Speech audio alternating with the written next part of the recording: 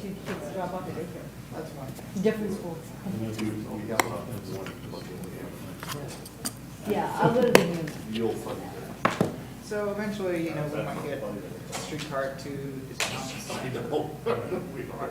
That's it. Oh, you'll fund it. I get it. We keep talking But about we're streetcars, just like streetcar going to Heritage maybe, What's the time? It's perfect. but then again, at the same time, they're talking about how the people that if they, I'm just hoping that whoever sits here tonight, Went through and found questions. 50 years, they don't talk about how they throw out the streetcar. They did. Did you get through all the reading? Yeah. Did you? I did. That's great. It was tedious. My comments?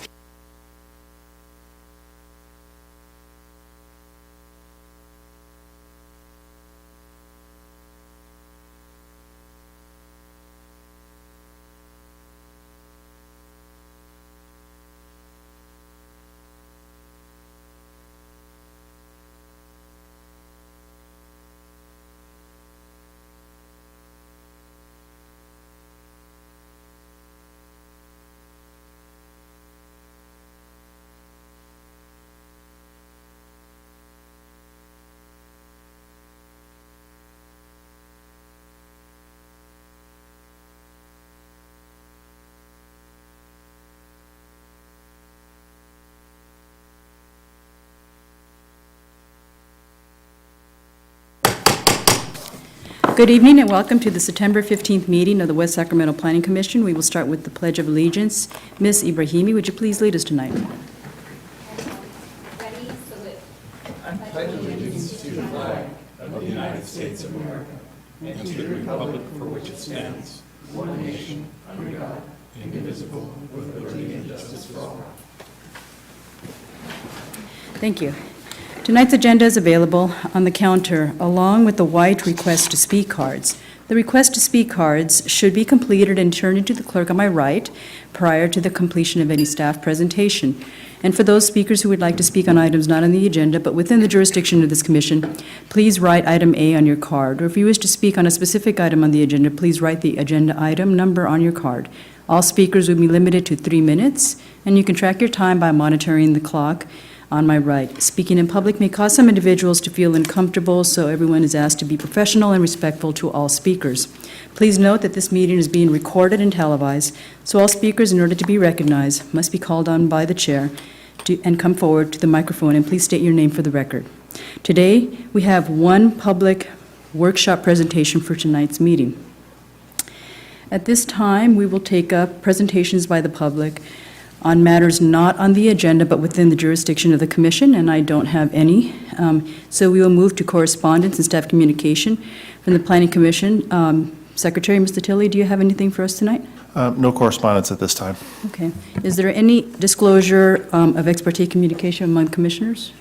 Seeing none, we'll move on to the consent agenda and approval, consideration and approval of the minutes from the August 18th commission meeting. I'll accept a motion to approve the minutes. Motion to approve.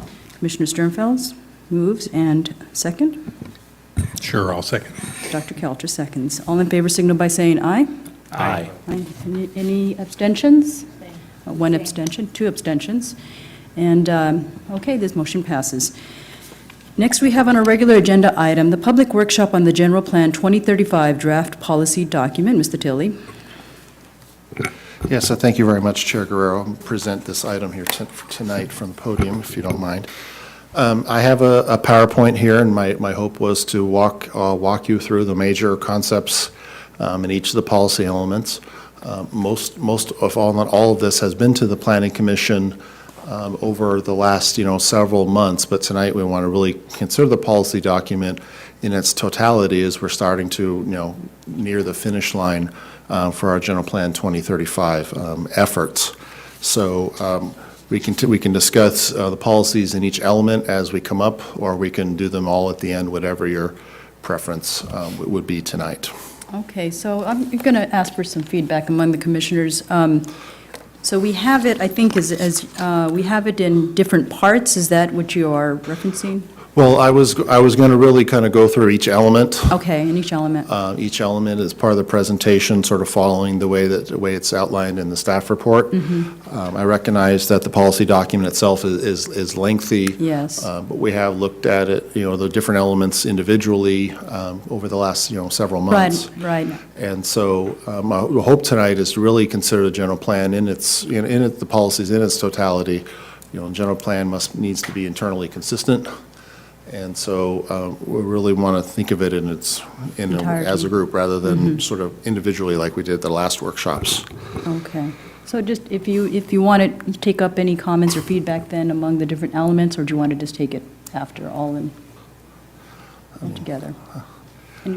Any thoughts among the commissioner? I think that maybe if Mr. Tilley prefers to present everything all at once, that would be fine, but then if we could just discuss it section by section, that would probably lead for a fruitful conversation. That'll make it And easier. certainly, if any questions come up along the way, please. That'll be great. Okay. Please, we'll go We'll there. jump in as we move along. So the land use element is, the first element will come up in our policy document. This is one of the most core fundamental elements, in the general plan. It's one of the ones that's required in all general plans across California. This element will include the land use map, which was attachment number 1 to your staff report, land use designations, including some existing ones and some new proposed ones that we've been carrying in general plan this whole time period. And that really identifies the land use mix that we're seeking in our community from all land use types that we have and will have in our community. And that's sort of what the land use element really does. This is the land use map. This again is attached to your staff report tonight. This is one that we've been carrying for quite a while now. For the mass majority of the city, the land use designations will stay as they are currently. But there's three areas where we are proposing either changes or new designations. But really, the land use direction really isn't changing. It's more a refinement of how the land use objectives in those areas, would be implemented. So highlighted 3 there. West Capitol Avenue, this is really a short segment really between West Acre and Harbor Boulevard. This sort of mirrors the neighborhoods that are identified in the West Capitol Avenue Streetscape Master Plan and Policy Document. This is an area where we'd be looking at a more of a mixed-use designation through that area to help implement what's already in that West Capitol document. Stone Lock, another example where it has 4 or 5 different land use designations on it currently. We are proposing that the whole thing become one of our new mixed-use designations to be able to accommodate both residential and the commercial development that's been envisioned there. Then also Sacramento Avenue, which is somewhat analogous to West Capitol. We'd also look for our mixed-use neighborhood commercial to provide as much flexibility in those areas for more projects to happen and given a wider range of options and densities for folks to be able to do projects on those properties. So the overall themes contained within the policy element address, these are the primary goals within there, and then there's policy statements as well as implementation measures to help achieve these particular goals.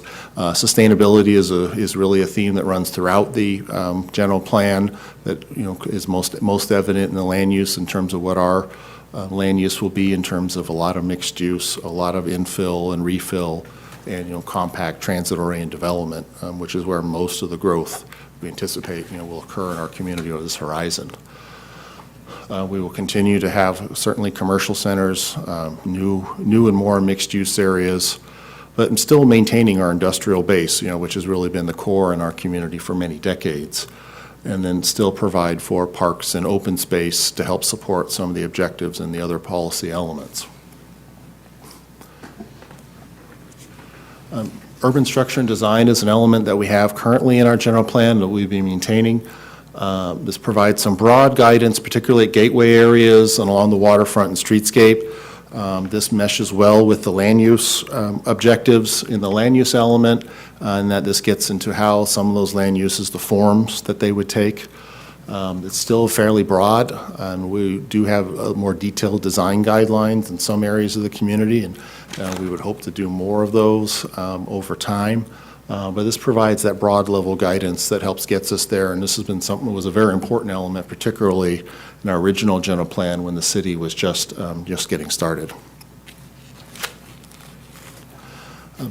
Economic development, this is a new element that we're going to have. It's a relatively short element, but it really establishes that economic development is a core objective of the city. This is not a new objective for us, but now having it officially identified this way in the general plan, especially in the post-redevelopment area, really establishes that as a solid foundation and then allows us to support other efforts in the economic development arena and establish this really as a priority by having it be in the general plan. The general concepts in there revolve around workforce development, business retention and attraction, and our general business climate in our community. And this also relates back to the land use element in terms of providing ample land for employment centers, retail for job growth and sales tax, et cetera. Mobility. This is a big one because since our last general plan has done, many bills have been passed at the state level, most notably SB 375, that establishes a lot of new goals for communities across California. This was formerly known as the circulation element. Mobility is sort of the new term of art, as the mobility element now, much more so than ever before, is designed to address all modes of travel, not just vehicles, and to provide all of them with a seat at the table, so to speak, and when we're looking at projects and going forward. And this relates well into what SB 375 is calling for, which is complete streets. This will be our policy going forward that will address new streets, but also then as we redo and retrofit old streets, making sure that those streets accommodate all modes, biking, walking, transit, et cetera. This will take us a while to get to complete streets, citywide, but as they come up and as we do new ones, and much of this are things we have been doing already in terms of new streets with bike lanes and other features, but this is really establishing that as a formal policy and objective. Another key one here that we've talked about many times before the Planning Commission and Council over the last several years also is our level of service policy. This has been sort of a bedrock thing for many years, and many folks are used to the level of service, A, B, C, and D, et cetera, scale when you're looking on traffic work. We're long sought to revise that level of service policy to be a little more flexible and reflect that our city is urbanizing in many regards, and that the old level of service C really is incongruent with an urbanizing area. And so the level service policy has been revised in there to set different goals, but to also make sure that level of service remains an important objective for the city, but it's more of a general plan consistency matter when it comes to projects, and will become less and less of a threshold when we're doing traffic analyses. That is much more moving toward the vehicle miles traveled, or VMT, after the passage of SB 743, which most folks know as the King's Bill, but it had this very important provision in here. So the general plan is really the vehicle for us to sort of pivot toward how we do future analyses for circulation and mobility, so that we're moving away from the rigid LOS that we've always used and moving more into a VMT basis, which we believe is a more accurate indicator for environmental impacts when it comes to circulation modes, but we also think it'll be a threshold that will be favorable to us, given our proximity to downtown and the job centers in the region and in our good transportation system. And much like with the land use element and maintaining our industrial base, this topic addressed goods movement, which does also include the Port of West Sacramento as a part of that industrial base.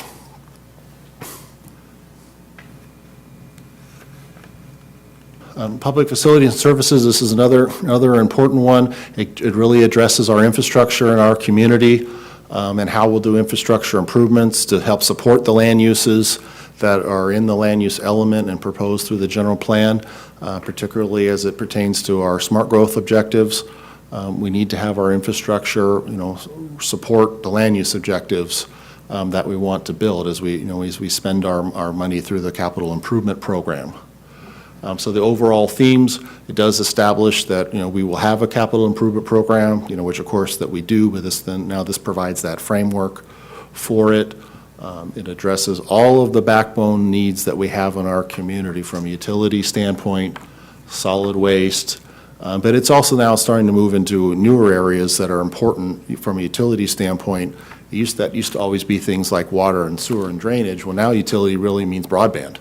And how are we going to accommodate broadband in our community, both for our businesses and our residents? This is a very important issue, as broadband access is almost an essential component these days compared to what it was when we first did general plan. And this will also address for services going forward for our other community needs, such as schools and libraries, police, fire, et cetera. So this is a very important foundational element. It really gets at, really what makes a city work, on a day-to-day basis. Recreation, another important, community objective here. This element addresses our needs and goals in that arena. It establishes what our goals remain in terms of how much parkland we want to have for our community in terms of neighborhood park and community-wide park. And as part of our work on this recreation element and going through some of the other commissions where this is more of a focus for them, and also keeping in mind our objectives with the age-friendly community efforts that we're engaged in, and I believe there's even a meeting coming up on that soon with our Planning Commission representatives, that there's a recognition that there's many forms of recreation out there, and that many offer value more than just a formal park with a baseball diamond on it. It's trails and bikeways and other urban spaces that still provide recreational value. And so as we move forward and work toward the age-friendly community, which relies on a lot of national standards, which look at a lot more recreational space, per capita than what we have traditionally looked at, being able to count and recognize trails, our riverfront access, the Deepwater Ship Channel and the recreation that it already provides in terms of, boating and rowing and things like that, all count toward, what is considered recreation and providing value. And then the general plan will then also provide the foundation for the Parks Master Plan, which we have and we need to update, significantly to, take us forward into the future. And part of this will also rely on, and leading into the Parks Master Plan, is really how our community is going to change over time in terms of our demographics, and then what does that mean for recreational needs. As much as our community is going to grow in total, a lot of our different age demographics in terms of their proportion are going to change from what they are now. And so then what does that mean over time? Natural and cultural resources, this really gets to our community and its environment. We have a lot of unique areas in our community from an environmental and cultural standpoint. What this state goes forward to say is that not only are those important, biological features, but they're part of our community, and they add an economic value to our community, having those natural features and open space. We want to protect and enhance those areas, but it does seek to try to find, an inevitable balance between how we're going to grow as a growing community, yet still conserving these resources. So overall, we remain a growing community, an urbanizing community, yet we still have agricultural areas that will remain agricultural for the foreseeable future. There's some unique biological areas and certain species that we look for. Trees, water usage, energy, scenic, and then another very important one, especially now, is dealing with cultural resources. Our town in some areas is very rich in cultural resources in terms of historic buildings and prehistoric resources. And so we are looking at those in close proximity, establishing our goals for how we're going to protect those resources. Safety, another one very important, one of the core elements of general plan. This addresses numerous topics that are all around the general, community-wide safety. We updated this element on its own last year to help comply with some of the new flood policies that we needed to have in there in SB 5. That was something your commission saw about spring of last year. So we're rolling over all those new policies into this element, but then really addressing, now we're getting into a new frontier for us, which is really climate change. This will establish some of our overall goals there, and then as a companion to the general plan, we'll have the climate action plan. And so that'll be something that we'll need to bring forward to you once that's ready. But these are all core elements regarding, safety for our community on a community-wide scale. And lastly, but perhaps most importantly, is a healthy community element. This is a new element from us, but really is something that's becoming very in vogue in most communities, and it's recognizing the value of health and how our land use and environment can affect health both in a positive and negative way. The themes and in the healthy community really underpin most of the rest of the general plan from this regard. Things of connectivity is a core theme in the mobility element, just to make it easier to get around. For example, the connectivity and making it easier to go around can also have a positive effect on health. People are much more likely to walk to a park or ride their bike to somewhere if there's a space to do that. And so the mobility element helps establish that on the ground, and then this establishes these things as an important, but recognizing their value to the community on a health standpoint.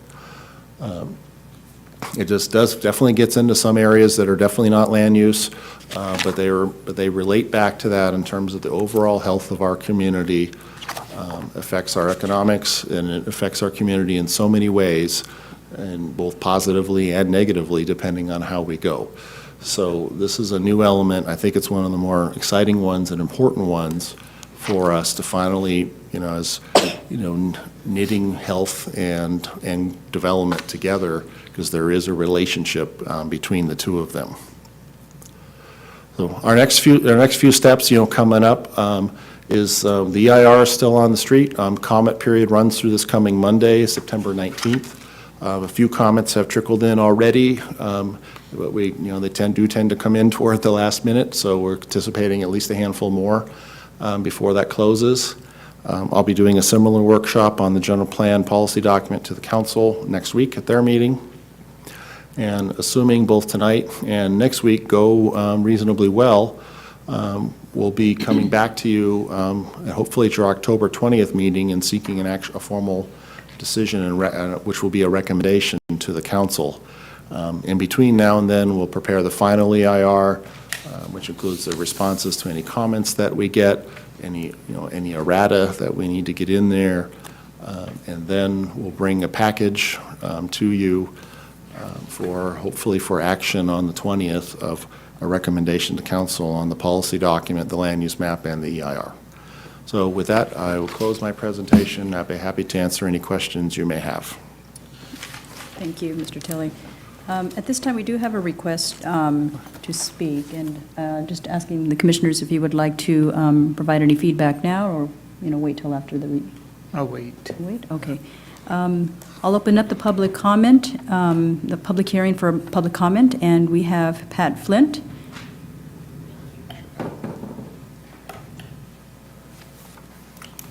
Thank you. Some of you know me, some of you don't. I'm kind of a community activist that's been around since the dark ages, along with Charlie. So we're in good company here. There's one thing about the document that caught my eye, and it's on page 2-2 in the urban structures and design element, Southport Villages. And I'm referring to our resolution 06-63. I don't know if you're aware of that resolution with the City Council and the Southport people that was enacted in, I believe it was in 2006. Anyway, the Southport villages will continue to develop largely as planned since 2000. However, each village will have small increases in density or new mixed-use development, providing opportunities to integrate a variety of residential uses and/or neighborhood commercial services into existing and planned neighborhoods. It's the first I've ever heard, since our document's been enacted, of increases in density. We've always gone with the Southport Framework Plan that was amended in 1998, and the Southport decision-making process, and that's what our resolution was based on. And the city council signed a resolution 06-63. And I believe, like I say, it was in 2006. It was signed by Mayor Christopher Cabaldon, and we expect that in this new general plan that our densities and our framework plans are adhered to. And that's why I'm here tonight, because a lot of you are new, may not know about it. Probably Mr. Liebig does, Liebig, excuse me. And it's something I want you to keep in your thoughts while going through this process. I believe, so far what I've read of it, and I haven't completed it, it's too vague. It needs to be more detailed so that the people of this town can understand what it is that you're planning for us. And we are who you stand for. So it's very important that you take a hard look at what's going on in this community that betters the community, not just certain things. Thank you. Thank you. There are no other requests to speak, and so I will close the public hearing, bring it back to the commissioners, and I will start to my left. Commissioner Lepore. I just look more of a comment than a question, but is it on? There we go, here we go, sorry. More of a comment than a question. Just, obviously, I'm the newbie here and first time kind of going through this, but very impressed with the inclusion of, and all the mentions of sustainability and bikeability and design and incorporating those elements that I don't think are in most general plans for most cities. So I commend all of your work that's been done before and by Mr. Chili and his staff. The only other comment, and I need to actually go through deeper into this, but there was a mention about historical relevance, I think, in terms of design guidelines, and I'm not sure if how that's intended, if it's intended to maintain some of the historical architecture, or if it's meant to allow for more contemporary design. So I need to, it's more of a, again, more of a statement. I just need to read through that further. But overall, I'm excited about the overall plan, and we do need density because we have, as far as I know, in terms of California, we have about 1,000 people per 350 homes. So we need to continue to add housing. So thank you. Thank you. Commissioner Liebig. Sure, thank you. First, I want to thank staff. These documents have been in front of us multiple times, and it's clear that staff is hearing comments and incorporating comments, and I very much appreciate the document in the state that it's in. I do have some specific comments as we go through, and again, this is a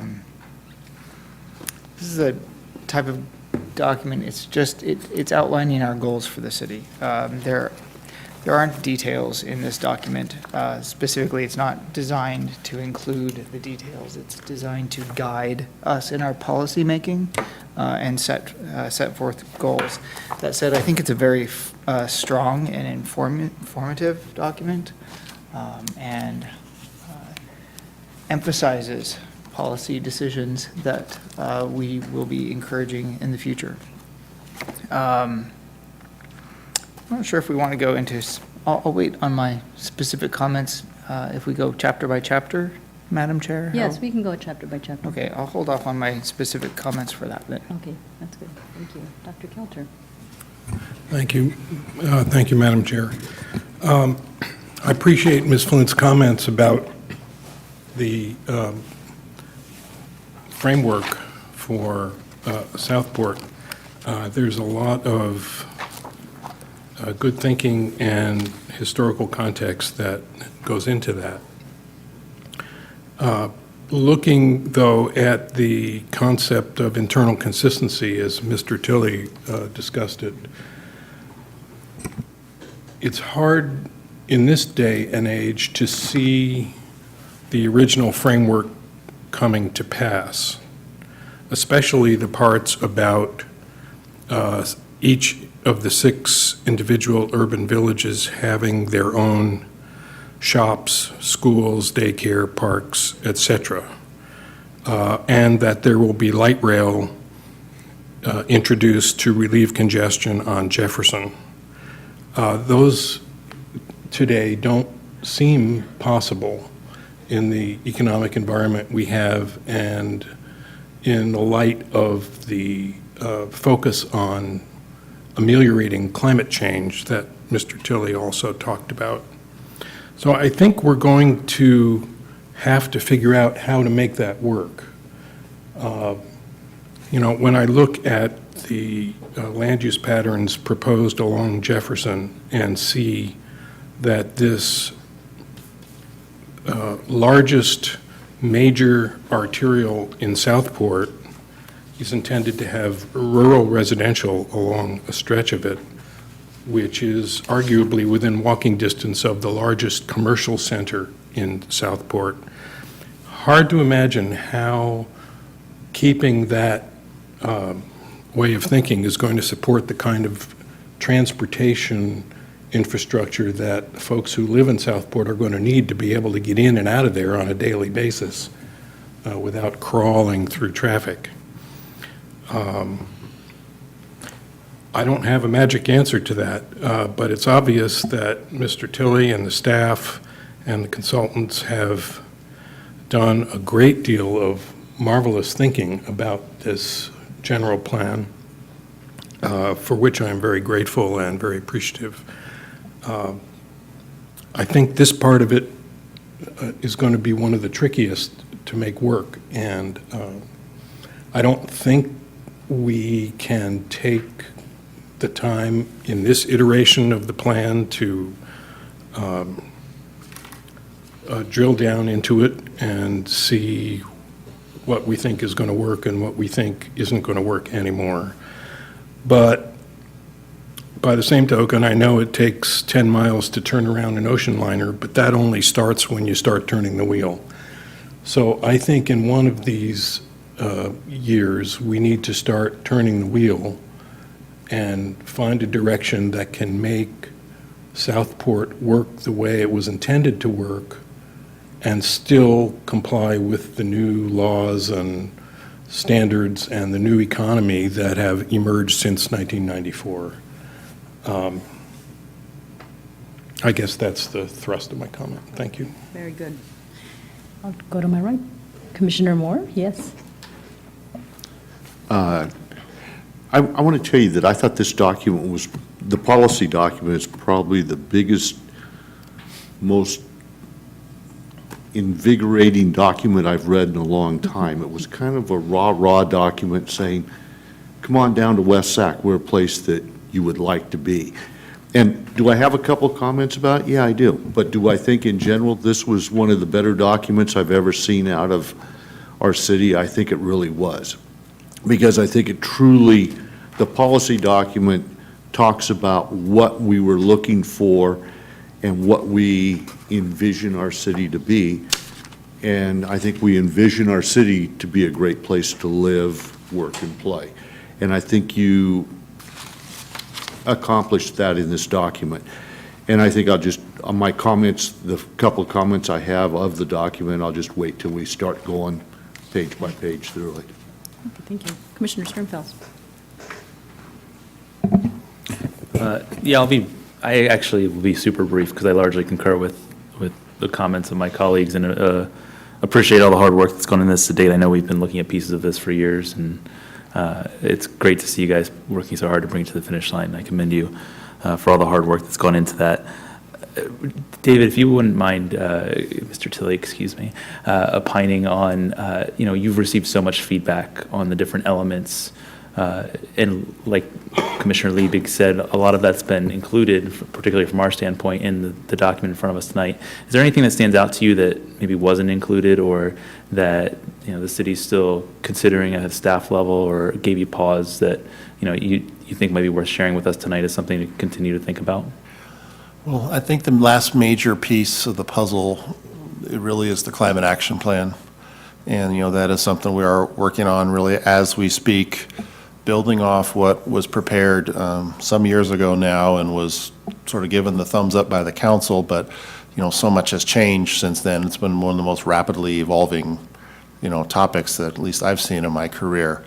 So we're now trying to dial in what those measures will be in the real world so that we can make sure we're going to meet our reduction targets. So that's really the last piece that's still out there to be really settled. Okay, thank you. Commissioner Tumble?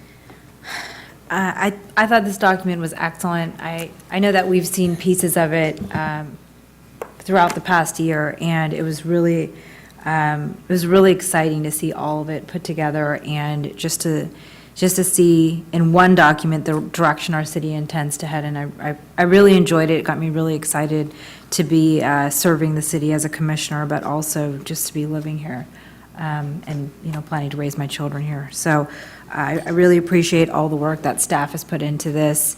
There were so many times that I was reading and I was like, oh, it would be great if we could add this. And then the next paragraph was exactly that thought. And it just flowed so well. I did want to address Miss Flint, I believe it was Miss Flint. Thank you for coming and sharing your concerns. The community is better for your presentation. But I also wanted to echo Commissioner Liebig's comments that the document is intended to be somewhat vague, so, and it just because it's going to be lasting for a couple decades. So just as things change, it just needs to be vague enough to where interpretation could be taken, as times change. But- issue with the community. Right, I understand that, but again, I do appreciate your insight. It's invaluable to have it. Thank you.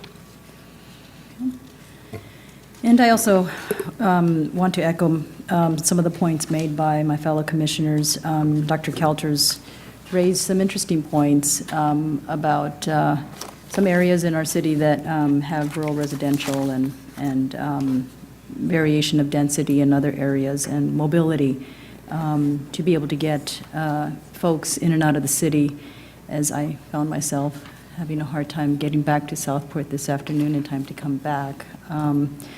It can be a challenge if there is an incident where just the lights weren't, the electricity went out, and that one little incident caused some significant backup because of having limited mobility at this time, and it just happened during rush hour. So it just kind of prompts me to think about that. If we were in a situation where we had to evacuate, there'd be a significant backup or something like that. And I just like to be conscientious of planning and thinking about those issues. If we build out, more, further out in the south. And I think looking at the bigger picture, making sure that there are commercial centers in each of the areas. Yeah, I think people are really interested in staying in their city for the whole weekend, having everything they need, and that really will boost our economy as well. And that's something that, over the years, being on the Economic Development Advisory Commission, just hearing about our plans for the riverfront and that matching what our general plan and where we are today, and just, we had a vision and it came to life, and reading this general plan and seeing that we just continue with that vision and having, good leadership to move forward, and all of us who are contributing and providing that feedback, because, we have, good intentions to make sure that, this is our city for our future, our children, our families, to be able to, live safely and enjoy it and be comfortable in it. So I think this general plan overall does provide that, that scope and understanding, and, take a look at where we can make some modifications if we have that ability with the feedback from the public, and just prepare what we can do moving forward. And that's the intent, I think, is, if we're going to be making some modifications and prepare for the future, that's something that, I think it would be good to be receptive to. All right. Chair Guerrero, if I Yes. could just add, I appreciate the comments clarifying the nature and the intent of the general plan being more broad. I think that the term that we want to stick to is that it's general and broad, and then there's more specific implementing documents that may subsequently be adopted, specific plans. We have the zoning code, design implements, and I just wanted to confirm that it's not vague, it's just broad. Okay, thank you for that Thank you. clarification. All right. Okay, we will go down to the different parts. There are several parts. There are 3 parts that I saw. And there are lots of elements in each part. So we will start with Part 1, and I will start to my right. Commissioner Moore? Commissioner Price? Tom? No? To my left, Commissioner Lepore? I'm going to pass to Commissioner Liebig, since he has quite a long list. Okay, just for clarification, are we talking sorry, they do actually have part numbers on them. I don't Would you like to have, go by element? I don't have a comment until, I'm sorry, yes, I do. It's part 2, land use element. Land use element Part 1 is the introduction. is the introduction. Okay, nothing there. We'll go to Part 2 then. Okay. You- So, this is not a comment on the document itself. This is more of a discussion piece dealing with floor area ratios. As we move forward and we go into densification, for lack of a better word, specifically, say, the area around Rayleigh Field, Bridge District, Washington, floor area ratio has come up frequently. And the newer types of development, we're going up more than we're going out. And we're building denser. And I find us looking at densities more than floor area ratios. Is this something that we're going to consider in the future, including like business districts, mixed-use areas, or are we going to potentially phase this out? Flare ratio is definitely has been an issue, as you stated. We have found that many of the flare ratios that we have currently are probably on the low side and don't track well with some of the densities that the general plan has prescribed. So we are, throughout our districts here, we are, as we make adjustments in densities, or even if we don't make any adjustments in densities, the underpinning zoning, which is the more the day-to-day stuff, we will be adjusting those FARs too, including establishing some minimum FARs in some areas to try to make sure that those are tracking with the, density goals in a plan. FAR remains a, albeit somewhat blunt, can be a valuable tool in terms of parcel by parcel looking at projects. The general plan is, is meant to provide a guide, a range for densities, and not necessarily meant to be on a, applied on a lot by lot, basis. So, as sort of, you mentioned the Bridge District. Fortunately, that specific plan took FAR out of the equation, completely in the Bridge District. So there is no official FAR limit there. I think as an example of, maybe look at one of our new designations, like the neighborhood mixed use one, where we apply that in Stone Lock. We're raising the maximum FAR quite a bit, but also establishing a minimum there, so that tracks better with the density. That's the goal. And an FAR of 1.5 would be a significant project. It's unlikely something would ever get quite that high, but we want to provide that range within there. I'm sorry, you said a FAR of 1.5 would be significant? Yeah, for example, in the mixed-use, new mixed-use designation that we would apply on Stone Lock, the max FAR would be 1.5. And so that would be a very substantial project, if that were really built at that level in the real world. But there's also a minimum there to ensure that we're getting to what our overall goals are. You mean average across the entire Stone Lock? Yeah, as an Not example. parcel by parcel, okay. Yeah, so FAR would be is more on a parcel-by-parcel basis, whereas the general plan density range is more for a district or a neighborhood level. It's not lot by lot per se. Okay, so as we increase density for certain areas, as we increase density throughout the city, we'll also need to be taking a look at floor area ratio at the same time. Oh, absolutely. To make sure that we balance those two. Yeah, and that's what we've tried to do through the build-out projections too, to make sure that we're, assuming a certain target in each of the districts, and I have an extremely complex spreadsheet, but to say the least, we recognize that some of our FARs currently don't even track the general plan density range as well. So we're already trying to make adjustments in those to accompany the new land use designations. Thank you. I have no further comments on this section. Okay. Dr. Coker? No, yes. I have a comment on our part 2 here, and I'm dealing with the SACOG section, David.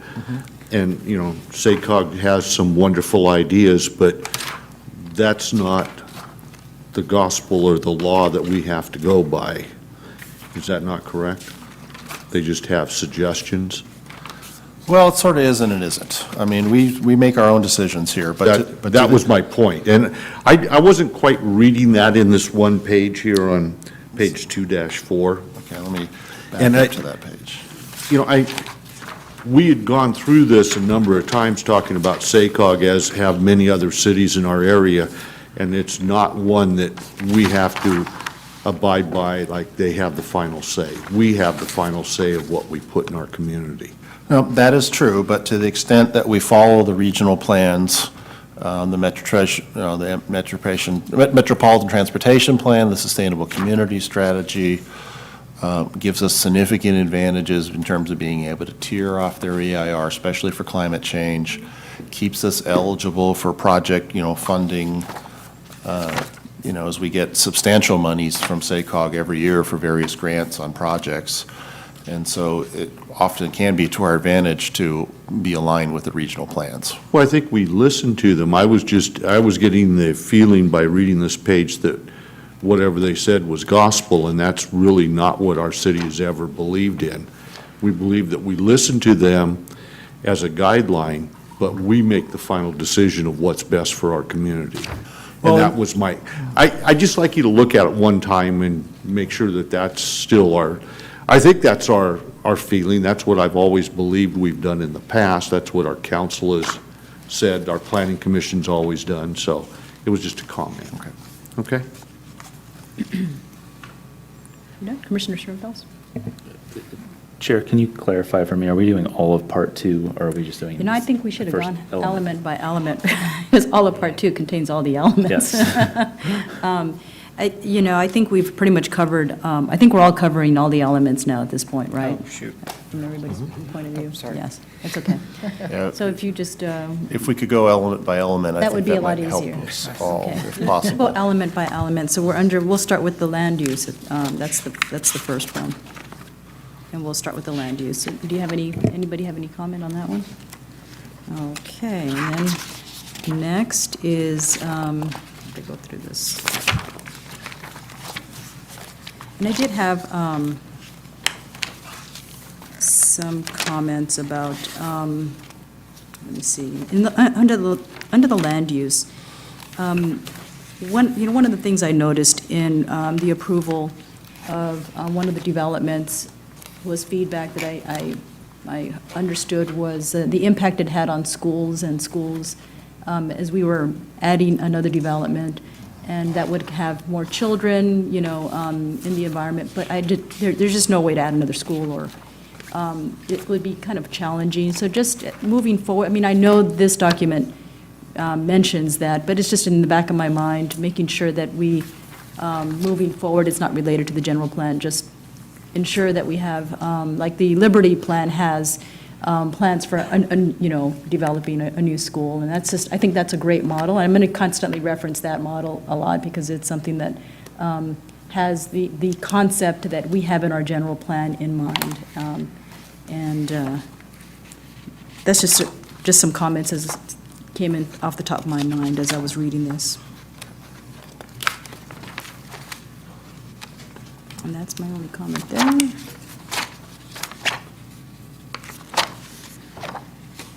So where are we at now in this We're stuff? going under urban structure and design element, that's the next section. And we'll go to my Am left. I anywhere close to the page 20? We're Let going me under know when the, we get to page 20, okay? Look down this way, Martha, thank you. So the page numbers, Charlie, vary by element. Yeah, I apologize, I haven't Well, I'm still at 2-20. repaginated it from beginning to end as of yet. so I'm just going by the name of the element. We'll have to The track. elements are listed if you look at the staff report. And it's also in the table of content as well, yeah? Yeah. It's also across the top of each page Yeah, it's left on the hand blue bar. Where I am. Are you able to track? what's Well, going on? wait, are we still in land use element? Yeah, oh, we could be. Could we be there for one more second? Of course, we can. I'm sorry. That's okay. I'm back to the west end element of the west end of West Capitol Avenue. The last time I remember us talking about the west end of West Capitol Avenue, and it's in the mixed-use corridors, and it's kind of, again, over in the urban structures on the West Avenue, West Capitol Avenue corridor. And we talked about the west end. The west end was supposed to, at one point, we originally wanted to move all the trucking industry to that area, and then we went away from that, and that area, the last I ever heard, was to kind of be kept open for something we could use in that area, like car dealerships, something that reflects coming by the freeway, and you drive by the freeway and you see a car dealership and go, golly, I've always wanted to have a new car, and you drive off the freeway and go there. I never looked at it, I never heard of us having residential down in that area. No, we And would, it was more to be stuff that would easily go on and off the freeway, and maybe a furniture store, a car dealership, something of that nature was our goal. yeah, the West End is sort of an area where, earlier in the general plan effort, we'd really wanted to establish that as really a special planning district to, because the area really needs to be looked at, totality. When we say the West End, we're really talking about West Capitol Avenue, west of the 80 overpass, is really what we generally refer to as the West End. And, that area clearly is maybe not realizing its full potential. And so we're definitely not talking about any housing, down there. The West, when we talk about conversion to residential and some of these other policies, it's really tracking what's in the West Capitol Plan, which essentially stops at Sutter, and it's basically Sutter East on West Capitol. And so that's really where those are. The zoning we have out there in the West End, we're going to leave as is, at least for now, until we can do a more focused effort in that area. Okay. All right. Next element is the urban structure and design element. I'll go to my left. Any feedback to my left? Yes, Commissioner Liebig. Thank you. This is one of the elements I probably have the most comments on. Okay. But I will get through them. We're talking about urban, we're talking about structure, we're talking about urban and forest, the gateways, the bridges. This is a lot about image.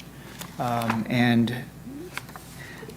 there are some design functional comments in here, but a lot of my comments have to do with image and some things that I've been noticing and personally frustrated about, but we move forward. For example, Interstate 50, it has been widened, expanded. It used to be a really pretty freeway, had oleanders, it was very nice, and now it is Like concrete, oleanders. both sides. They're in fact ripping out the oleanders on the sides now, and we're going for a wall. The bridge that went in is about the cheapest appearing bridge that you could put in. There's nothing that says nice community to it. And I appreciate the comments in here that you will work with Caltrans, for example, to improve the visual quality of traveling on the Capital City Freeway and Interstate 80 in West Sacramento, and including right-of-ways, adjacent properties, things like that. But please, yes, in the future, when we're working with Caltrans, we cannot let them get away with just doing the bare minimum. This is our community, and as you're driving through, it is not a pretty stretch of freeway now. It screams, I don't want to say industrial, but cheap. So similarly, there's a gateway that I think we may have overlooked, and that's rail. People go through West Sacramento on rail. We don't have a station, but I know when I take the train, I'm always looking out, and you see a different vantage point when you're on a train. You're not on a typical road, and you tend to get to see people's backyards, including the industrial buildings' backyards. Also tend not to be the most appealing, but it is what it is. That said, one thing that I've also seen popping up is this great big fence going along the rail lines, and I understand that the railways have certain jurisdictions that we can't touch, but perhaps we can work with them to make them not so ugly as those trains are coming through our community, and they're in fact putting up these big barriers that are they're visual barriers as well as physical barriers. Again, if we're going to be talking about image, that one is not the best one as far as like a gateway into our city. I was sitting over at Broderick's, which is a restaurant up in the north part of town, and now right along their restaurant there's this giant fence, and it is I'm not sure if it's stainless steel or what it is, but it's shiny metal. If anything, paint it. So just as a quick comment to you though, Russ, remember one of the things the Planning Commission did years ago when we did Walmart, IKEA, they painted the back side. They never used to have to do that, but we went on the rail side and tried to make it a little more attractive. Didn't take care of the entire city in one fell swoop, but it's a start. It is, I agree. And that is one of the nicest looking Walmarts. From Thank the you back for that. side that you've ever seen, huh? Similarly, bridges are included in this, and as we are embarking on one of the first bridges across the Sacramento River in 80 years, is that right? I think it needs to be a memorable bridge without taking away from our iconic bridges, or Tower Bridge. So another way of saying let's pay attention to some details and make sure it isn't the cheapest looking building that we can possibly build. But I understand there's a need to build a bridge. I live up there. We really need a bridge. But let's do it right. So my last comment in this, and this happens to do with the structure part, is on the Southport Village, and I wanted to echo Commissioner Kelter's comments. This is one part of our plan that I don't want to say it's broken. I don't think it's functioning as intended, and I think Alex pointed out that we had intended, we being the collective, I was not on the commission at that time, individual communities down there separated by more green space, for example, so rural residential. In the meantime, what the zoning has also allowed is things like clustering and smaller lots, so we end up with one house per acre, for example, which seems like it's spread out, but what happens is when you start filling in between the communities with one house per acre, what you get is sprawl. And I don't know if we can fix that now, but if echoing commissioners' comments. I don't have a fix for this. It's something that I'm concerned about. And if we can address this maybe by, I don't want to say updating the plan, but make sure that we have a good plan going forward with that section. So, thank you. Thank you. Dr. Kelter? Thanks, Madam Chair.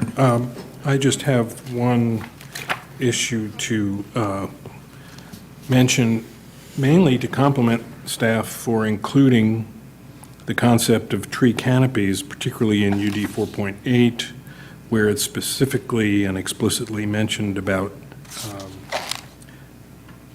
planting strips and medians. Might be appropriate to add the word in UD 4.2 as well, since I think one of the most substantial detractions from a pedestrian environment, particularly in a place that gets to 105 degrees in the summer and probably will get hotter as the years go on, is shade or the lack thereof. So I think almost every place we see the word tree, when it has to do with mobility, either walking or cycling, or even driving, that the concept of a tree canopy needs to be embedded in that. And I know I mentioned this at the previous hearing when the draft came before us, and I want to thank staff for including it. I think it helps. Thank you. Commissioner Moore? No? Commissioner Sternfels? No? Commissioner Tumblr? No?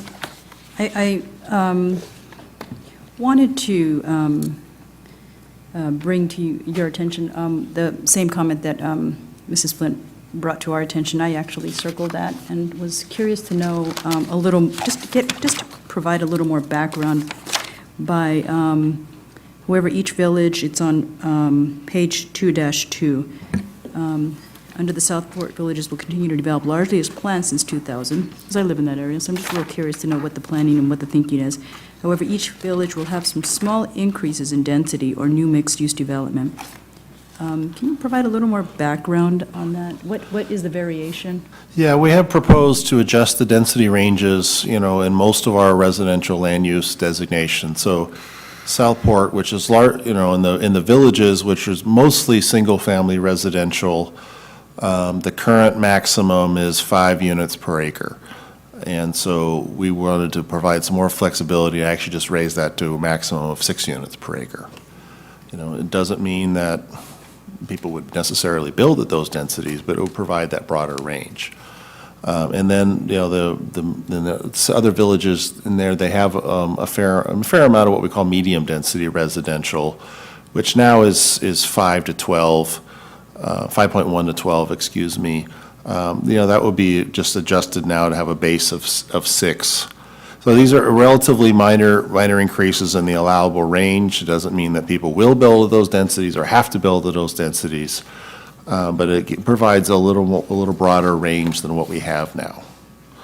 But by and large, on the ground, those villages are going to remain largely as they're currently planned. Okay. But the villages we already approved, they're not going to change, are they? Because we already added density to some of those villages in the past. Yeah, the 2 projects that we got approved down there have, vested entitlements. They have a maximum number of units, in each one. They can't Right, so go they're over done. it. Those 2 are done. Yeah, they're done unless they come back and ask for more, but otherwise, both of them have hard and fast numbers in their development What I agreements. thought. Yeah, okay. You normally don't reopen the public comment. One quick question. You have a quick question? You can't We reopen. can't reopen it. We just don't. I'm sorry. If you're going to make any changes to the Southport properties, you need to have some public hearings, and you need to meet with the people in Southport. Thank you. Thank you. And I was interested in, if there is a resolution, is this resolution that was referenced in the public comment, so there's no variation, or is it this, I'm not familiar with the resolution. Can you give me a little background about that? Yeah, the resolution Ms. Flint was referring to is Resolution 0663, which, as applied, was approved by the council back in 2006. And it established some additional criteria by which projects were to be reviewed against, in addition to the fairly standard, findings. And so when the big projects such as River Park and Yarborough were going through the hearing cycle, they were evaluated against that resolution and the criteria within it for their consistency, and established several points within the resolution. And so the council, to approve those projects, had to find that the projects were consistent with that resolution. And so that is what they did do on both River Park and Yarborough. That resolution remains on the books, and so we are working with it in the context of the Liberty Project you mentioned earlier, and trying to understand how that would be applied, here now, which is definitely a different time than it was in 2006 and through 2008 in that period. But it remains a resolution that is active. Okay, so it is, a resolution is binding then, that we, compared to the general plan, which one would be more binding when it comes to approving developments and things like that? Well, the resolution was really for projects, and so, So those are for the specific projects, and then if the project, has to be updated and modified, then the resolution is not binding, the general plan would be the... well, the general plan is broad, and it establishes sort of broad overall goals. The resolution would be applied to a specific project in a specific location. It's not a specific project. And so that's how the resolution was used before, was additional criteria to review the projects against. Okay. Okay, I'm just trying to get an understanding of all these things. It's a lot of information sometimes in one area. I think that's all I have for this section. Move on to the economic development element. Is there any feedback to my right? Commissioner Moore? I don't have any comment about that section, other than the fact that one of the things we do is promote businesses to remain in West Sacramento. I'm waiting for David to look at me because he won't want it. And my comment was, we had someone in here talking about the relocation of businesses on South River Road. And I think they failed to read this part of the document, that we try to encourage them to stay, because her comment was, we've told them that we don't want them there, so they'll probably all leave. I just think she needs to read this section, that we'd like them to stay. That was my comment. Okay, thank you. Commissioner Sternfeld? So this is probably the one area I'll have a lot of comments, go figure. Go at it. But I'll try to keep it fairly short. The first is in regards to ED 1.1, Economic Development Program. If I recall correctly, a previous version of this number referenced the city also having a certified economic development strategy, which is actual an economic development strategic document. And I noticed that has been taken out, or maybe it was never included, and I'm just wanting it to be in there. But it's fairly important to me, at least, that the city, as a policy, has a certified economic development strategy, and not just a comprehensive economic development program. So if we can check with our economic development team on that, I'd really appreciate it. The second one, comment is on ED 1.5, Regional Economic Initiatives. We specifically reference the Next Economy and Capital Region Prosperity Plan, which that plan is only through 2017. And there's no, there may be discussions, but there was obviously no guarantee or future plan past that. And given the short 2017's next year, and this is a much longer document, I'd like to see maybe that sentence end at Regional Economic Development Initiatives, period, instead of specifically referencing those. That's a good comment. Oh, thank you. Finally, a good one from Tilly. It probably was a very exciting concept when we first put that together, but a little bit of time has passed, I think, since then. And then my other comment is on ED 2.3, Infrastructure Financing Districts. I think this one may also have be a subject of time passing, because now we're on to enhanced infrastructure financing districts, which is actually the preferred tool. I know the city does have one IFD already in place at this point, but moving forward, I think we're mostly looking at EIFDs. So adding the word enhanced or saying infrastructure and enhanced infrastructure financing districts may just be a more appropriate description. And then other than that, I'm really thrilled with how this part of the document turned out. And prior to being on the planning commission, working with the economic development team on drafting this, it really came together quite nicely. And I think we should be really proud of including it in the general plan. So I appreciate all the work that's gone into it. Thank you, Commissioner Sternfels. Good recommendations. Commissioner Tumber. So I really enjoyed reading this. As both a resident and a business owner and an employment attorney, this really spoke to me. I had a couple questions, or just some suggestions on verbiage. So if you turn to under goal ED4, so that's under workforce development.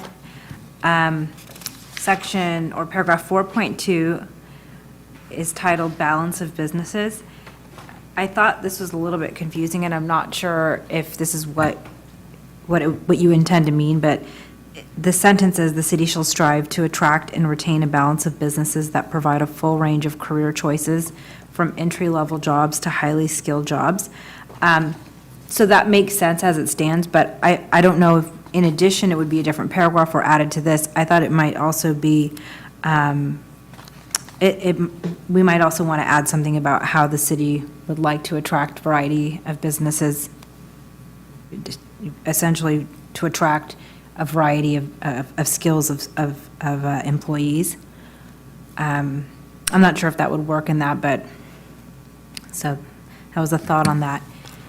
And then on 4.6, that is titled Home-Based Businesses. And I was just confused on why the city is supporting, I don't know why this was limited to just the surrounding neighborhood. For me, that makes me think of somebody who does like tax work out of the house and has people come and meet, and there's like a sign at their gate. But we also have a lot of home-based businesses that are regular people. Like before I had an office, I practiced law from my house for many, many years, well before I moved to West Sacramento. Half my time is spent in court anyways, but I was a professional and that was my home-based business. So I thought maybe we could be a little bit more, we could expand on that, maybe compatible with the city, or maybe a different sentence altogether about home businesses that are not necessarily the type that people have to come and visit your home for. I think that's all I had. Okay, thank you. Very good recommendations, too.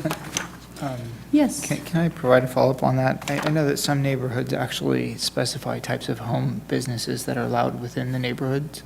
And I think the city may be trying to accommodate that. For example, my neighborhood specifically prohibits certain types of home businesses. Anyway, I just wanted to bring that up. Yeah, the goal really on this one is recognizing that, especially in this day and age, there's so many more types of occupations that could be done from a home. But that, residential neighborhoods are residential first, but to the extent they can accommodate home-based businesses also, then, all the better. We have tons and tons of home-based businesses in our community. So many of them are completely even online, and you would never even know they're there, but they're thriving businesses. But still, they are residential neighborhoods, are residential first. Chair, if I may, we also have an increasing amount of telework taking place. Yes. And so that, I think, while this point doesn't hit on it, some of the other ones regarding broadband access throughout the policy document kind of hint towards the needs to that. Absolutely. We would definitely like that. Yeah. Okay, good. All right. I just wanted to add that on page 2.1, just the description was very good. I really liked the description that was drafted there in that page right there. I just like, wow, it hit the mark for me. I appreciate Commissioner Sternfeld's comments on Next Economy and Capital Region Prosperity Plan. Good to know. You've got some really good background there that helped us to provide guidance there. And agree with his point on ED 2.3, looking at enhanced infrastructure financing districts, because that's the direction we're heading. Looking at goal ED 4, I don't know exactly earns competitive wages, maybe prevailing wages and benefits, if we can include that language in there, because I think, prevailing is a stronger term. And, yes. I think that, just go ahead, I'll And just sit with then- my thought. Okay. And then, as we look at, some of the, attract and retain skilled workers, I think that's really important for our city as we are developing and growing here, opportunities for them to be skilled and, apprenticeships and, having like a community workforce agreement opportunity here in the city to develop those as well as maybe one of the goals here to be included. I know these are programs, some of them are programs, but, that can be, I think, something we can add in goal ED4. And those are my comments. Any other comments in this section? No? All right. Oh, yes. Thanks, sorry. Again, everyone's sort of lived with this document longer than I have, but was there a decision or discussion, rather, to use the word green over maybe resilient or sustainable?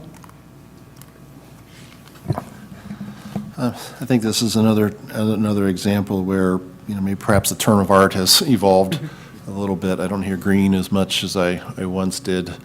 It's more in the art, sustainability seems to be the more term of art these days. Mr. Tilley, if I recall, when we had a previous element here, we had a long conversation about the use of sustainability versus other terms, and I think we came to agreement, so maybe in terms of internal consistency, we should apply our agreement there to this chapter. Okay. On to our next section, public facilities and services element. I'll go to my left this time. Commissioner Lepore, do you have any comments? No? Commissioner Liebig? None at this time, although I'll note that I do appreciate the cross-referencing across the elements or the consistency in individual, I'm not sure, element points. This is one that water levies goes along with the safety, which is also going to go along with the climate action plan. And so as I appreciate, again, the consistency amongst the elements, I know you guys are working on the climate action plan, and levees and water supply should be included in that section as well. If you don't, I can discuss that offline too, if you would like. Okay. Dr. Kelter? No? All right. Commissioner Moore? No. Commissioner Sternfels? Commissioner Tumber? No. No? Okay. Well, there is something I just wanted to highlight as something I appreciate, sustainable community. It's on page 2-10, PFS 8.10. Sustainable community policing methods is something I am very supportive of, and expanding the use of bicycles for policing, just for police departments to get closer to law enforcement, to be better connected with our community and residents. Moving on to the next section, parks and recreation element. I'll go to my right. Commissioner Moore, do you have any feedback on that? My comment, which I think this is just a great, this whole section I like. The only thing I don't see in here, David, is anything dealing with equestrian and Ron's horses. So, Yeah, I think Ron's horses are largely addressed or should be addressed in the bike ped and trails, you know, Well, I mean, master we're talking plan. about pedestrians and bicycles and everything else, and nowhere do I see equestrian, and I think we probably should. And I see we took out the municipal golf course. Yes. And you sent Mr. Perucci and I to a meeting one time, and this is what they suggested as a buffer, is to put a golf course between residential and commercial. And we thought we had a great idea, and of course, we still don't have one. But I see it's out now, so that's fine. Yeah, that was a specific direction of the council on that one. I Yeah. recall that. So anyway, the equestrian, though, I think we need to deal with it somewhere, and I'm not sure if it goes in here, but it just seems like it needs to have a mention somewhere in the document. Okay? Thank you. Thank you. Commissioner Sternfels? No? Tumber? No. Oh, no? Okay. Commissioner Lepore? No. Commissioner Liebig? Thank It's you. all yours. Actually, again, nice work on the document. There's one thing I thought it would be worth pointing out in PR-1.17.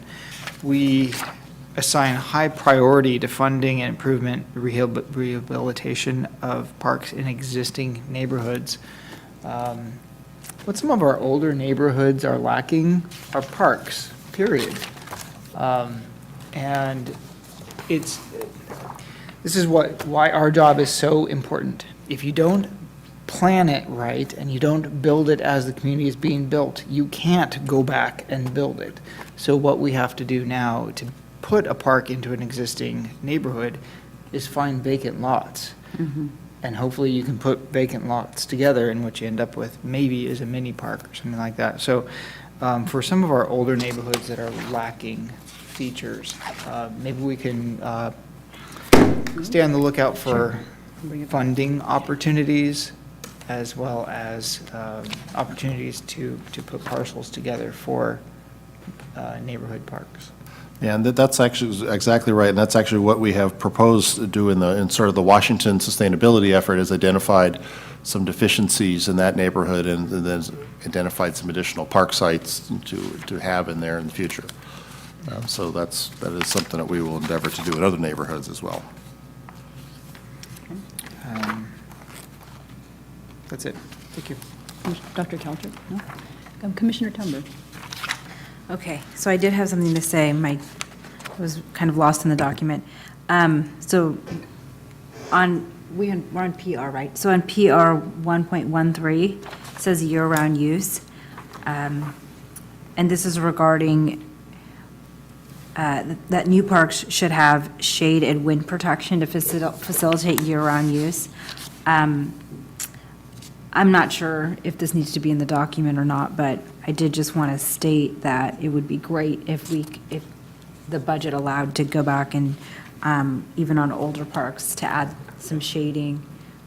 The sun is just, I mean, some of those parks just go completely unused during the summertime because it's so hot and the sun's out there until 9 o'clock. So anyways, that paragraph just kind of gave me that thought. Okay, thank you. I was a little bummed about seeing the red-lined municipal golf course. It would be so nice to have a golf course out here. Just needs money. I know. Maybe we could figure that one out in the future. In Commissioner Liebig's comments, I strongly agree. I think as we move forward, and we don't make any plans for having a recreation center for parts of our community where we are struggling with mobility, I think getting from one end to the other, because I'm on the Transportation Citizen Advisory, and it is hard. I can see that public transportation for some of our residents to get from one place may be a little bit of a challenge, and just create it more accessible for the summer programs and having like a rec center in parts of the city that are older parts, I think, would be a huge advantage for our youth. And, just if it's athletic programs, and it's a good deterrent and a healthy way for children to, and families to be able to benefit from something that draws them closer as a community. And our goal is to keep the community, doing well and thriving. So I think that's something that I definitely am supportive of. Thank you, Commissioner Liebig, for bringing that up. If you wouldn't mind, I'd like to clarify one thing regarding this stricken municipal PR 1.19. That was really stricken primarily regarding the reference to funds. use of public funds. It doesn't mean that we won't have or don't want a golf course, ever to happen in our community. Oh, It's good. more a matter of that we would not consider use of public funds to do so. Could we, go ahead. There's still one with Yarborough, the Yarborough project, and that project is still It's still alive. there. That's right? still an approved project and has. What it's worth. It's, I remember reading somewhere in here that there's still a paragraph regarding private golf courses. Okay, So it's still in there? it's still in our plan. Privately funded, I think, Privately and funded. operated, but hopefully open to the public. Okay, that would be good, too. And, maybe I missed it, but I keep looking because fishing is something I see happening all around the city and, just the equestrian use. I'm just wondering, is that in this section somewhere that I'm missing? Just as an activity that occurs around our city? Because I know there's a lot of people who enjoy fishing. Yeah, I think I don't know that we've referenced fishing specifically. It's certainly implied by virtue of providing access to the river and to the ship channel. That would certainly facilitate fishing. But we can make reference to That'd be that nice. if that would be your. I would like to have it Preference? in there, just because I think that is a part of our community, and people really enjoy doing that. And if it's in the general plan, then we just demonstrate the intent to preserve that. Any other comments before I move to the next section? Natural and cultural resources element. I'll go to my right, Commissioner Moore. Nothing. Commissioner Sternfels.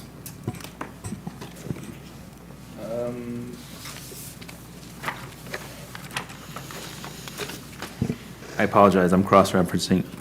I see. No, I'm okay, thank you. Okay, gotcha. Commissioner Tumber? I don't think so. No? Commissioner Lepore? Yes, a couple things. On 215, it says landscaping with native plants. Does that cover drought-resistant, drought-tolerant landscaping? It does, and on the previous element, there was some references to LIDs. Okay. And this is something where, we're already well down the path on doing this with our water-efficient landscaping ordinance. Okay, great. And then the other comment is just sort of more nitpicky, but under 6.1, energy efficiency in older buildings, it says low-flow toilets and sinks. It should actually be faucets, not sinks. Sink can't be low-flow, the faucet is. Wow, and you thought I was picky. Just saying. Good catch, thank you. That's all. Thank Commissioner you. Liebig. I don't have many strong questions on this one. I have just two comments. 2.10 or 2.10, wetland and riparian habitat.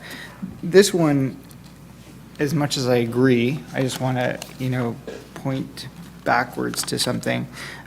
We shall minimize the loss or degradation of wetlands, and that's what this is about, which I totally agree with.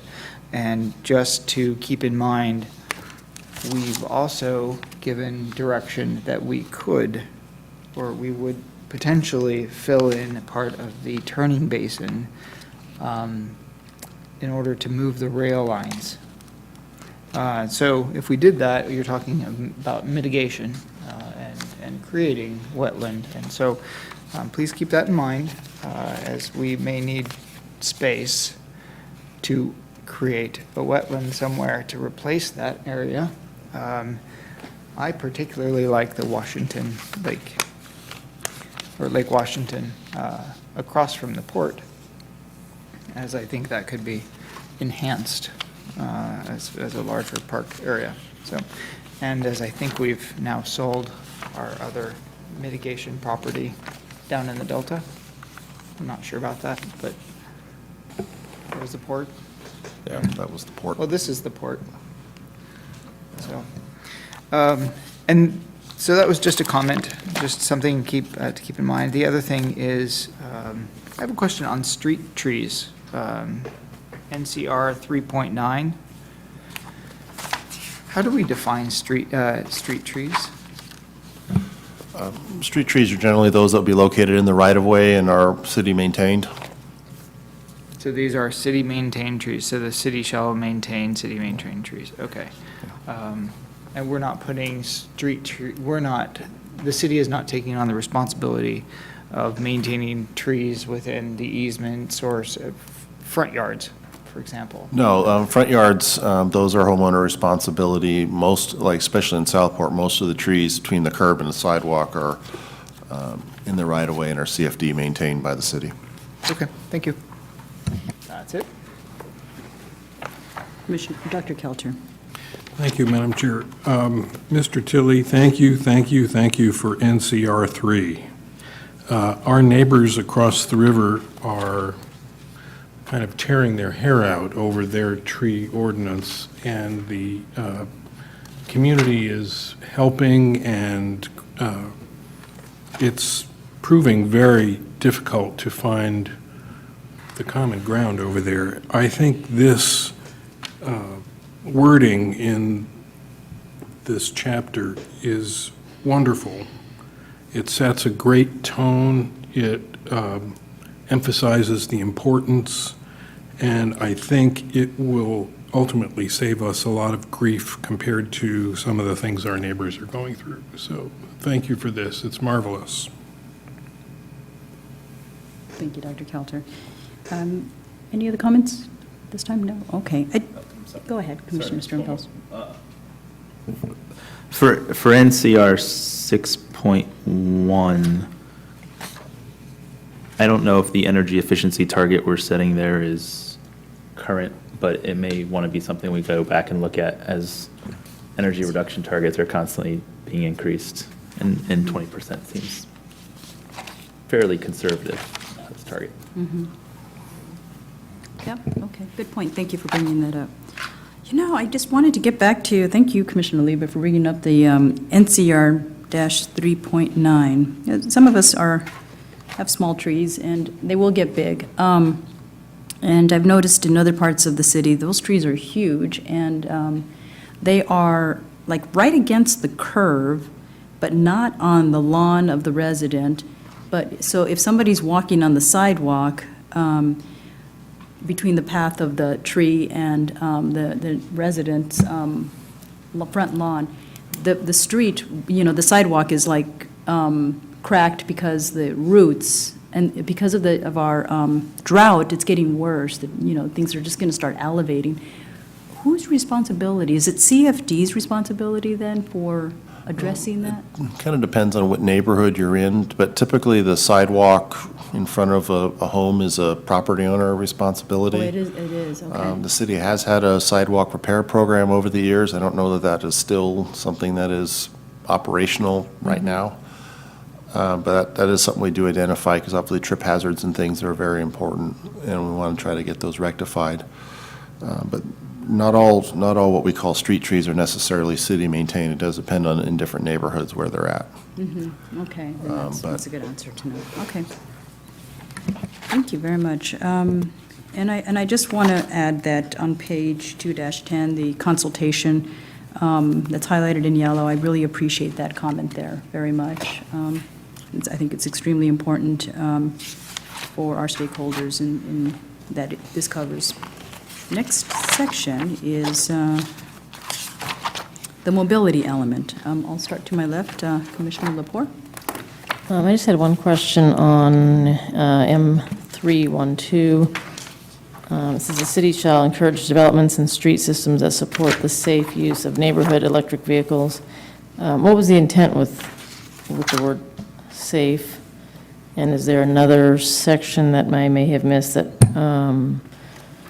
that addresses, charging stations and other electric vehicle elements? We did address the charging in here. I don't recall where we put that exactly at the moment. The NUV, concept is still out there, and it may have fallen somewhat out of vogue now, but we didn't want to necessarily preclude use of NEVs. Doesn't necessarily mean that they have to, and I think that's why we sort of left that language is in terms of encourage, so that they aren't precluded, but not necessarily something we want to mandate either. I was just questioning, not so much the word encourage, but the word safe. I mean, assuming you didn't mean like electric golf carts. You meant- Yeah, they're a little more than that, but they do need to be on low-speed roads. I think they're, can only go on 25-mile-an-hour streets, which is what most neighborhood streets are.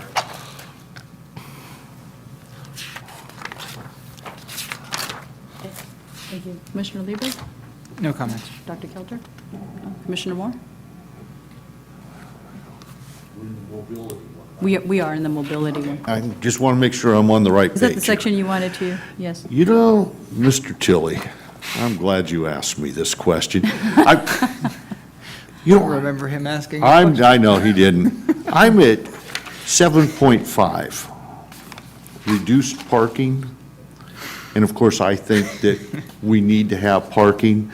And I believe, while I think it's a grand idea that somebody's going to come to town and not have a car, that's not what's happening today, and it's being proved over by the development, by the River Cats and by the barn over there. The streets are just plugged with cars day and night because there's no parking available for them. So I think we still need to look at that standard and make sure that we're doing the right thing, because right now, while we reduce the standard a little bit, it didn't work. So I don't know what we do. So I don't know what to tell you on it. I just know that it's still an issue and a problem over there because we can't, all the cars are there day and night. Yeah, I understand what you're saying, and this is definitely something over the long term.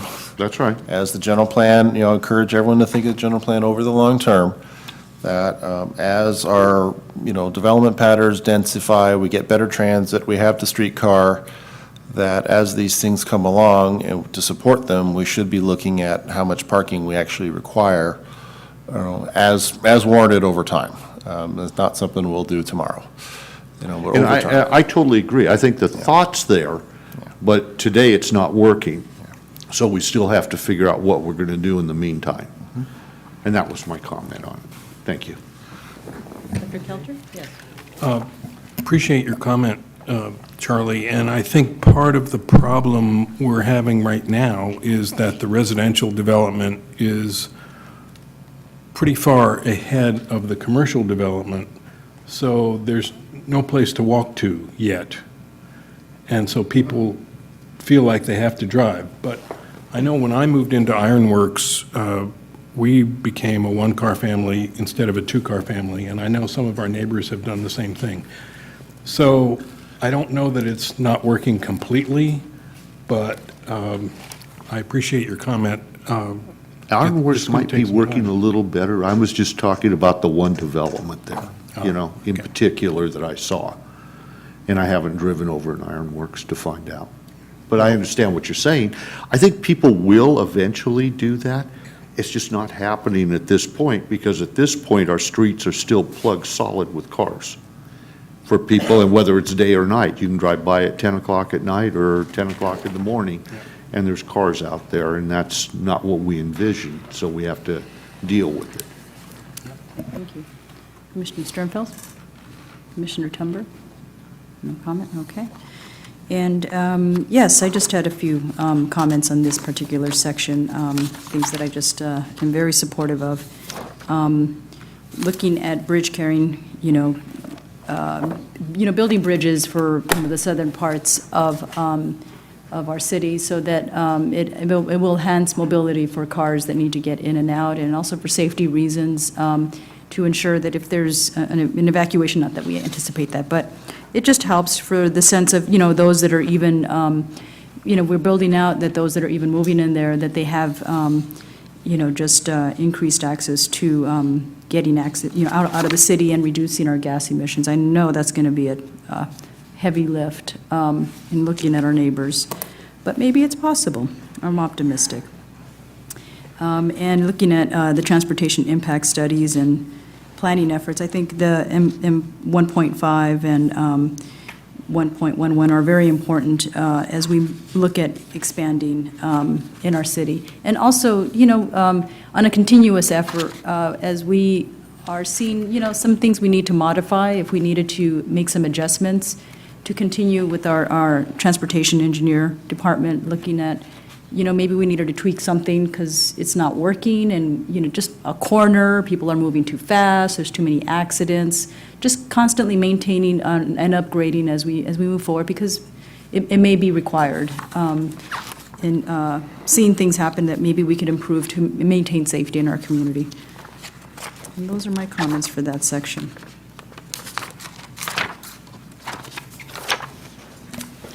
Oh, one more thing, sorry. Just, just looking at schools, the location of schools, and still, I know that we're conscientious of it, safety, safe routes for children.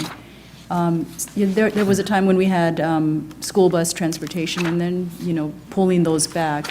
We rely on, children getting to school, by bicycle. So, from Bridgeway Lakes over, to get, children over to like River City, and they rely on a bicycle to get. It looks a little unsafe to me in some parts, and, increasing safe routes to schools, I think, is really important as we transition, moving forward and building out that area and making more conscientious efforts, because sometimes we just don't anticipate some things and things happen, and we just got to make some adjustments, and that's one of the other areas that I was interested in doing. Next element is the safety element. I will start to my left. Commissioner Lepore? No? Commissioner Liebig? I just want to recognize and staff and thank them again. The levee trees. Yes. It's one of our largest projects right now.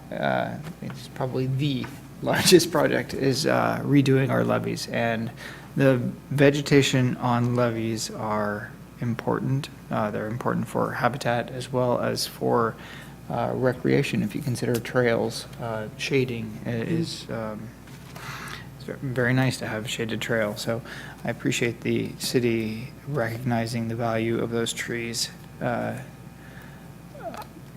especially with the complexity of dealing with them in the current permitting environment. Thank you. Dr. Kelter? Thank you. I want to just raise the issue in relation to S 1.6 and 1.5, that over time, my understanding is that the industry is beginning to develop smaller emergency vehicles that would not require the same kinds of right-of-way that we're used to having to provide for emergency response. So to the extent that that becomes true, I hope we have the flexibility here to keep our roads and access as narrow as possible to maintain the pedestrian and bicycling priorities that we have in the face of having smaller emergency response vehicles. I don't know how quickly this is happening, but I know there have been plenty of times when street width has really been determined by the fire department first and foremost for the size of their vehicles.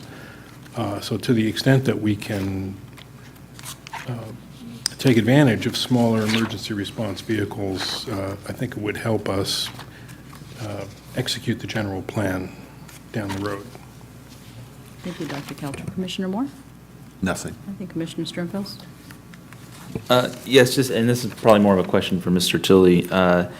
Under goal S5, specific to talking about air quality, I was wondering if there's ever been a discussion about the port's role in improving air quality. I know we talk about the port in other areas of the plan and the need for modernization, but And I also know that our port is much smaller than other ports in the state, but if you look at statewide and some of our other ports where the big infrastructure investments going on, it's around improving air quality at the ports and around the ports, given the number of trucks that come in and out, and electrification docks for boats and more electric equipment at ports. So I'm wondering if there's been discussion or consideration of us including a goal in here around port modernization specific to air quality, so that not just to protect air quality, but also to keep us on track from a competitive standpoint with other ports around the state.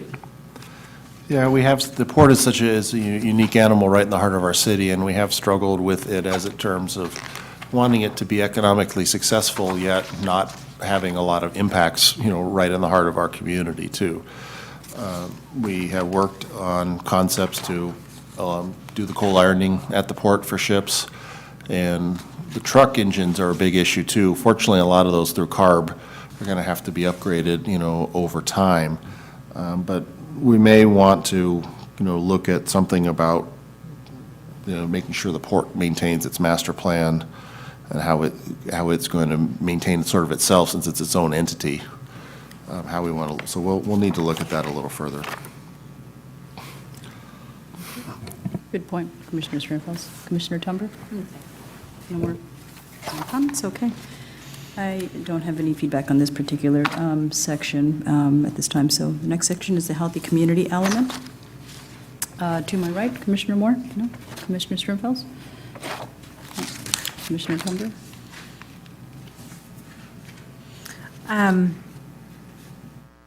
I just wanted to say that I really like this section, and I like the inclusion of the childcare, the childcare section in here. That's all. I don't have any suggestions. No. Commissioner Lepore? I agree. It's actually next to the urban design, my favorite section. The one comment I wanted to make under goals, which is a network of parks and open space. Is there a way to incorporate, the sort of reconnection of residential and commercial, so your, trips in cars are reduced? That's obviously a big piece of healthy living, not just being active, but also, like I said, reducing the car trips between your connection from your home to your healthy food, I think is critical. The other piece was in HC 3.6 under healthy restaurants. I do know a little bit about that. The word trans fats, I believe that's already a state law, but I don't know if you want to update that section as well, to something more current. But overall, it's great. I love again, access to healthy foods, the mention of farmers markets, food policy, culturally sensitive health is all really, really important elements, so I'm happy to see that in there. Thank you. Commissioner Liebig? No specific comments, just that I can't tell you how happy I am to see this chapter as a whole and everything that's in here. This is what, I think this is the chapter, this is the stuff that people want. It's full of why we move here, why we live here. I know this is an optional element, and so I definitely appreciate staff's work on this and putting our thoughts onto paper.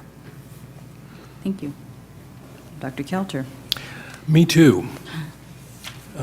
This is very, very well done, and to me, it makes explicit what I think has always been implicit in general plans, which is that the whole general plan is about prevention, really. But the way this makes it more explicit, I think, is very well done, and I'm thrilled to see it. Nice job. Thank you. And also, I just want to add that this new section is, extremely important, I think, for helping our residents to feel that as they, as a family, that they're being supported, it's not going to be that we're going to provide public funding for this, but it's just included as a concept, and that they understand we have all of that in mind. The childcare, I like the broad, this is where the word broad, I think, helps, because I think it's here, this, in HC 5.10 legislation, the city shall support and advocate state and federal legislation to promote affordable childcare and raising and monitoring high-quality standards. And increased funding for childcare facility training, I think all that is very good. A good broad statement. I do see in HC 2.6, safe routes to schools, and I appreciate that one very much. Looking at in HC 2.4, programs to encourage physical activity, and also, after-school programs, physical activity for after-school programs as well, athletic programs, so, kids can have some activities after school. And I do see that there is some after-school, but, just strengthening maybe that language, so if it comes to a time where we can do it, through some kind of grant, that we just have that in mind. HC 4.7, combating drug and alcohol dependency. The city shall participate in community service programs, and also wanted to add work with the county, because the county has the programs as well that aim to combat tobacco, alcohol, and drug dependency. Because I definitely would like to see access to that, residential or outpatient treatment. I think we have some services in the county, but I'd like it to be more accessible in the city. And I think that's it for me at this time, so. Chair, One more comment, sorry, Commissioner Sternfels? One thing just stuck out at me, and I may be reading it too many times at this point, but under HC 4.6, culturally sensitive health programs, I am struggling with a little bit the sentence in its specific words, minority and low-income communities, and why those two things there's an and there. I would maybe suggest saying programs for all communities. To me, the minority and low income is somewhat suggestive in a way that I don't think is as progressive as I feel, certainly. Do you have Neil, any suggestions? Well, it may be too limiting to say for all communities, but in terms of the topic of culturally sensitive health programs, I think that should be something that's available to all communities. I also think that as a separate policy, if addressing low-income health needs is important to us, maybe that should be a separate policy. But the idea of lumping culturally sensitive health programs and low-income health programs into this topic, as I'm reading it the third time, Sure. I don't think that was anyone's intent, but it comes off in a way that maybe we should I agree. rethink the wording. Yeah, I think that's a good point. Okay, so maybe separating it out for all communities, and then, There's three different ways to probably look at it, but I think my request would be that we just look at the wording on it and make sure that the words match the intent. or maybe add bullets underneath that. Okay. Good point, thank you very much. There is one more thing. As I'm looking at Healthy Communities element and West Capitol Avenue, I don't know how you add that in here, but we do have just a homeless issue out there, and people feeling safe and walking around in areas in our city as we are looking at investing resources, and businesses are wanting to, if we're here to attract businesses to address our homeless issue. Looking at this general plan, I kind of wanted to see if it's here or maybe somewhere else, but just trying to address that issue as well as part of our city's plan. That's going to be a long-term plan. That's not something we just take care of overnight. But it's something that I just wanted to keep in mind as we look at a healthy community. Okay, thank you. So we have part 3, the general plan administration implementation section. Any comments to my right? Commissioner Moore, Commissioner Sternfels, Commissioner Tumber? Dr. Kelter? All right. I think we gave you quite a few. I wanted to say, This was a robust conversation, and hopefully, there's, our next steps are just to get another update from you on this plan. Is it the policy document down the Well, road? Yeah, now, at this stage, that's what I wanted to ask the commission about, because I'm keeping one of your meetings sort of in my back pocket, depending on how tonight was going to go. Everything, all the comments and everything we've got have been good tonight. We can make some adjustments in there. I had hoped to return to for your second October meeting in a formal hearing. If I'm hearing that the commission thinks it might be ready to consider action at that point, once you have the EIR also in front of you. We'll be preparing the final EIR between now and then. That would be my intention, but there is one more meeting coming up on the 6th, I believe. That's a sort of an open meeting right now. Probably wouldn't have the final EIR and everything ready by then. And I also want to hear what the City Council has to say on the policy document next week. And I'll share with them what we've heard tonight from you as well. But for now, I'd still intend to come back on the 20th and seek an action from the commission on the overall general plan package. Is there any? Can I make a comment on that? That would be great. I mean, I hope we can do an action plan, but the general plan, this was a policy document that we did, which is very nice, and I mean, one of the best I've seen. But the general plan is where, I heard somebody talk about there's a piece of property they think is miszoned, or you want to talk about what Pat Flint was talking about, and whether you're going to do zoning changes out in Southport, or if you have ideas.